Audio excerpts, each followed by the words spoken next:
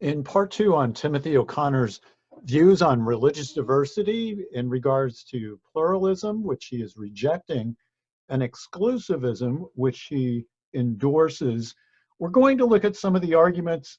One remaining argument against exclusivism. We'll consider an argument for pluralism and then see how O'Connor attacks that argument. So the third objection to the exclusivist view is the irrationality objection.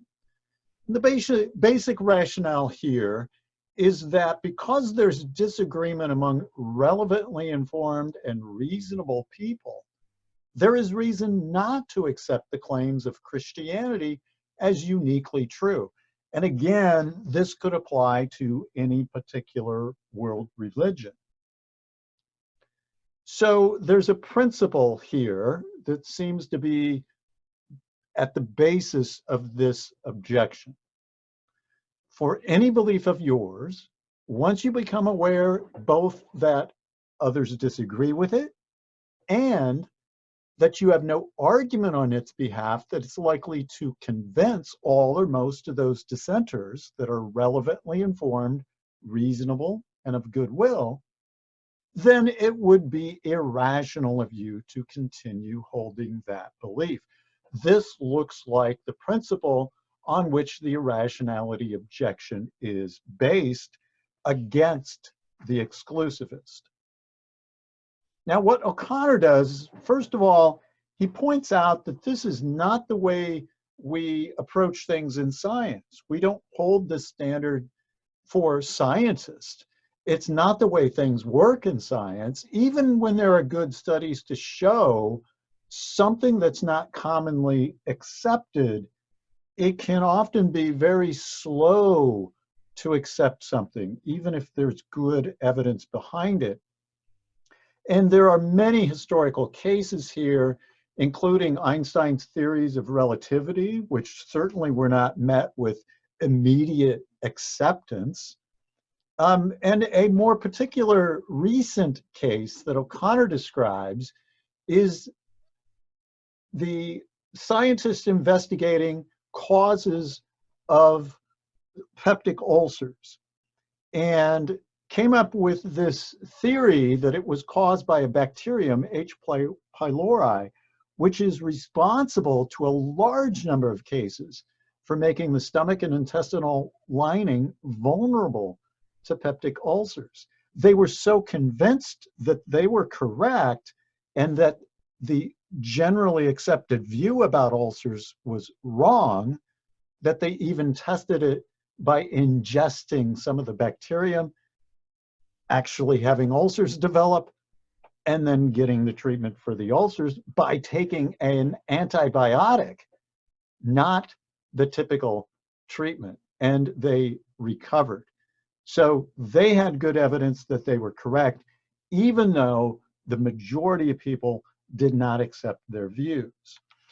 So often, though something has good evidence, at least to a small number of people, it still isn't accepted in the medical community. And this is the case so through medicine and all kinds of areas of science. Now, of course, an objection might be that religion is not science, and that's certainly the case. The empirical methods of science are not what we use to assess the validity of religious beliefs.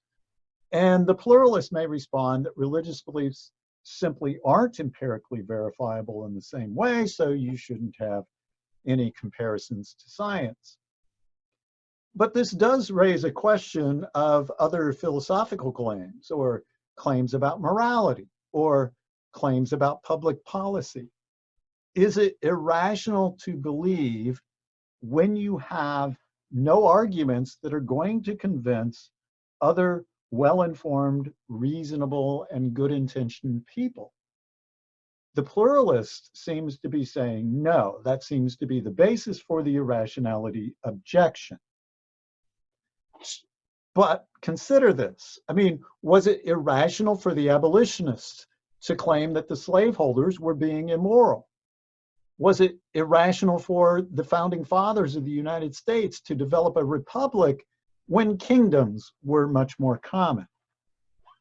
And more to the point here, is it irrational of the pluralists to maintain their view in light of disagreement? You can see the potential problem there, and we'll be developing that a little bit more later. Now, consider arguments for pluralism and then O'Connor's responses to that argument for pluralism and why he thinks they ultimately fail. First of all, John Hick's pluralism is a model for the pluralists. And if you're not familiar with that, there are a couple videos available on Hick's version of pluralism. Now, one problem that Hick addresses is how to differentiate between the legitimate manifestations of the ultimate reality from those that are illegitimate. For example, those of the Jonestown cult and Heaven's Gate cult, where they committed suicide at the right time of the passing of the Hale-Bopp comet in hopes of being transported away by a spaceship which was conveniently hiding on the other side of the comet, or the Shinriko attack that was based on religious beliefs where others were attacked with a poisonous sarin and killed.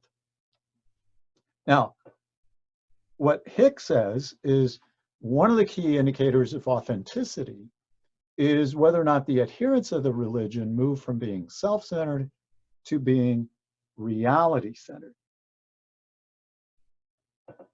Now, the argument was that pluralism is the simplest hypothesis that accounts for the various forms of major religions which do help in personal transformation that occurs. And so that is the idea of supporting pluralism, that you have this hypothesis that gives an account of why you can have so many people in so many various religions having a personal transformation that seems to be similar. Okay, the first problem is that the explanatory power is superficial. And there are two reasons for claiming that it's superficial.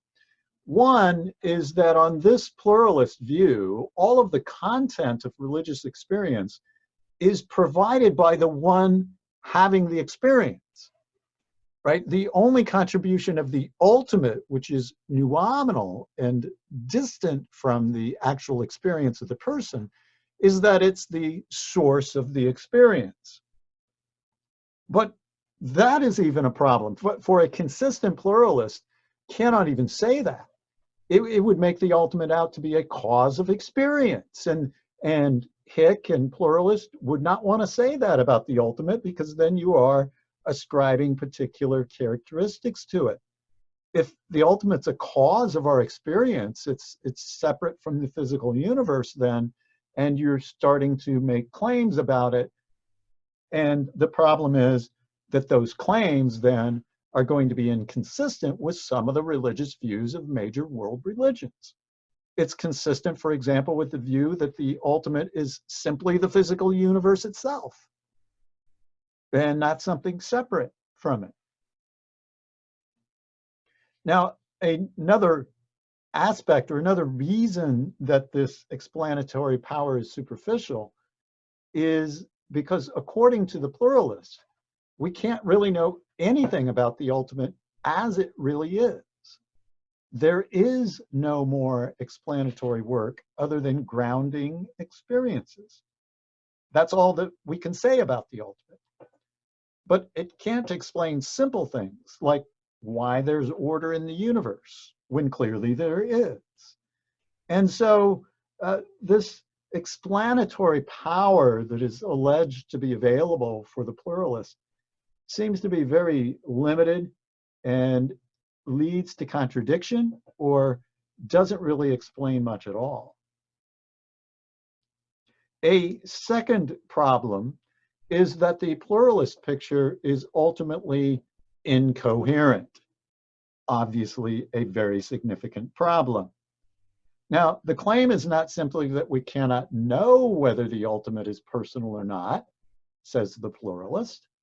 We can't know whether it's active or passive, one or many. But instead, the claim has to be that the ultimate is beyond these categories in some sense, that these categories don't apply to the ultimate itself. Now, there are two stages of developing this problem that O'Connor describes. The first stage is what he identifies himself as the overly simple approach. Now, on the one hand, this is not really overly simple for many who hold to pluralism. For example, Oprah, it's probably not overly simple for her, but it could fail for a more sophisticated version of pluralism.